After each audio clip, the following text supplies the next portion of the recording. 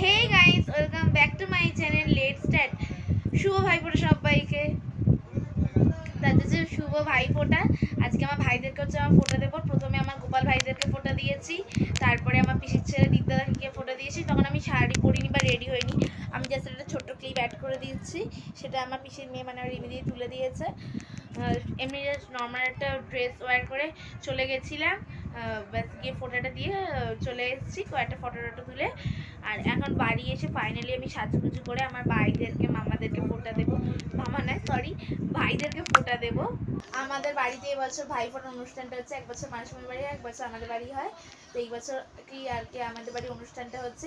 আমার সমস্ত মামারা চলে এসেছে, তাদেরকে আমার মায়েরা ফোঁটাও দিয়ে দিয়েছে, আমার মা আর মাসিমণিরা। সেসব ক্লিপগুলো আমি অ্যাড করে দিচ্ছি। এখন হচ্ছে আমি ফোঁটা দিতে, তো আমার ভাই ফোঁটা দেওয়ার ক্লিপগুলো আমি অ্যাড করে দিচ্ছি। আর আমার দিদি ভাইয়ের ফোঁটা দেওয়া হয়ে গেছে, সেই ক্লিপটাও অ্যাড করে দিচ্ছি। আর নেহা দিদিকে ওদের বাড়ি দিয়ে ফোঁটা দিয়ে দিয়েছি, তাই অ্যাড করতে পারলাম না। আমার মাসির মেয়ে, মাসির ছেলে, আমার মামার ছেলে, আমার কাকার ছেলে সবাই এসছে, সবাইকে ফোঁটা দেওয়া হবে।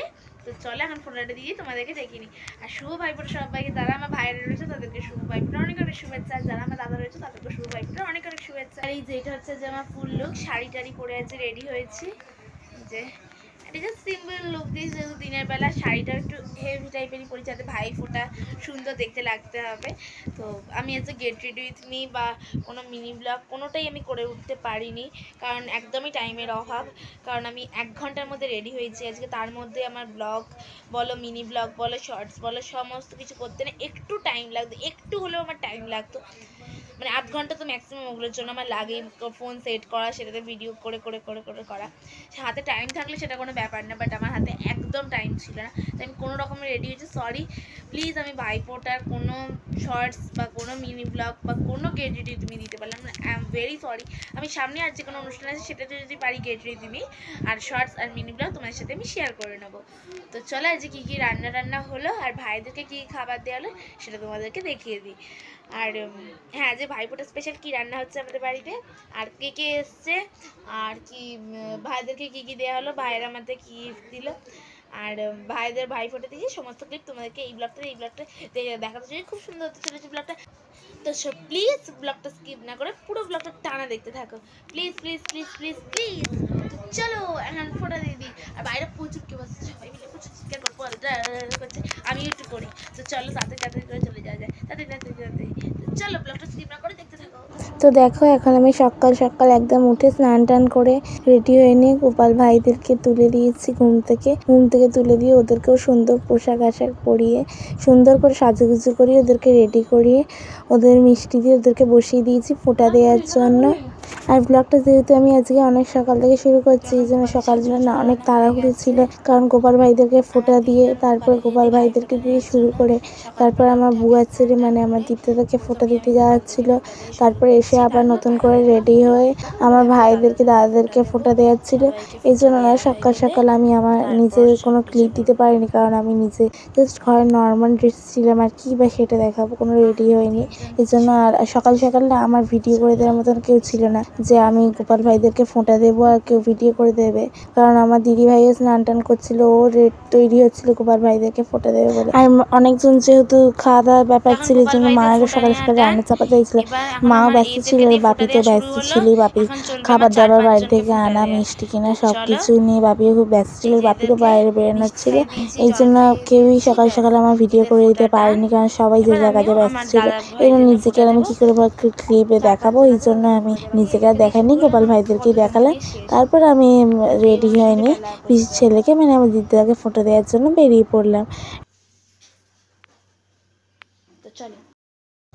আর এখন দেখো ভাইদের জন্য দাদাদের জন্য আমি প্লেটগুলো রেডি করছিলাম, ওদেরকে দেওয়া হবে বলে খেতে। তো এইগুলো না আমাদের মঞ্জিনী প্যাটিসের অর্ডার দেওয়া ছিল 10টা 11টা মতন, তো সেইগুলোই না বাপি এখন নিয়ে চলে এসছে, আমি সেইগুলোই না প্লেটে সাজিয়ে তুলছি। আর ওরা না দোকান থেকে বলে দিল একদম সকাল সকাল যেতে, কারণ দোকানে না আরও অনেকের অর্ডার দিয়ে থাকে, এর জন্য না ভিড় হয়ে যায়, এই জন্য সবাইকেই সকাল সকাল যেতে পারছি। বাপি সকাল সকাল এই সমস্ত কাজগুলোতে বিজি ছিল, এই না আমার ক্লিপগুলো কেউই করে দিতে পারেনি, আমি নিজে যতটুকু পেরেছি করেছি।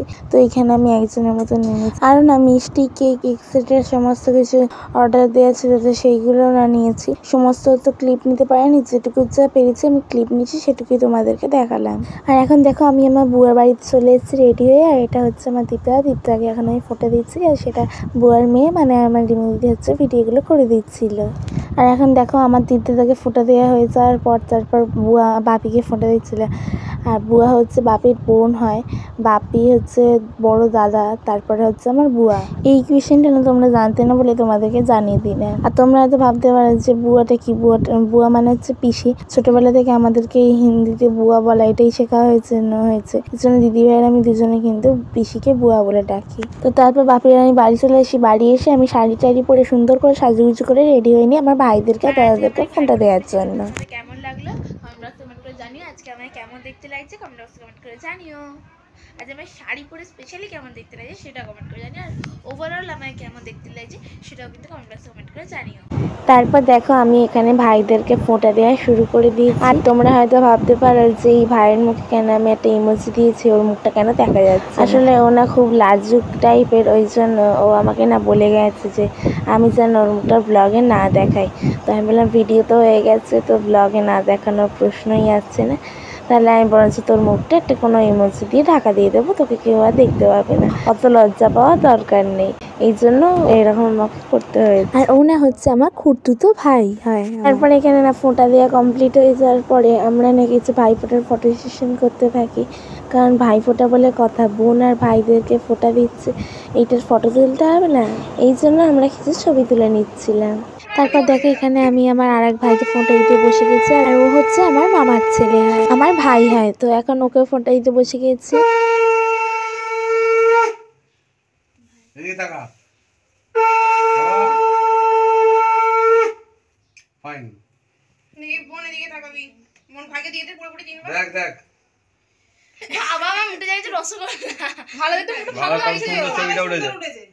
আমরা পরিষ্কার ছবিটা উঠে খুব সুন্দর লাগছে, ছবিটা ফ্রেশ উঠেছে ছবিটা।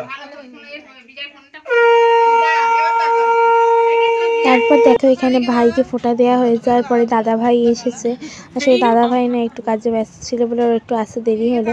তবে দাদা ভাই আসে, দাদা ভাইকে ফোঁটা দিতে বসে গেছিলাম। তারপর দেখো এখানে আমাদের ফোঁটা দেওয়ার আগে মায়েদের কিন্তু সব ভাইদেরকে ফোঁটা দেওয়া কমপ্লিট হয়ে গেছিলো।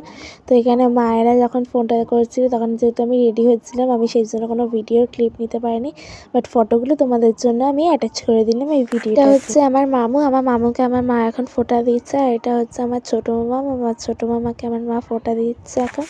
আর তারপরে এটা হচ্ছে দিদিভাই দাদা ভাইকে ফোঁটা দিচ্ছে। আর এটা হচ্ছে আমার মা, মামা, মাসিমণি আর ছোট মামা, চারজনের ফটো। আর এটা হচ্ছে আমার মামু, ছোট মামা আর মা, তিনজনের একসাথে ফটো।